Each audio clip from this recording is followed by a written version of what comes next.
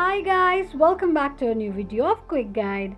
Today in this video, I'm gonna show you how you can change your profile pic in Crunchyroll. Keep watching the video till the end. To change your profile picture in Crunchyroll application, firstly go ahead and open your Crunchyroll application. The home page of Crunchyroll application will appear on the screen. Click on Account option at the bottom right corner of the screen. Tap on pen icon on your profile icon. You can choose any of the profile picture you like from the given options and tap on it.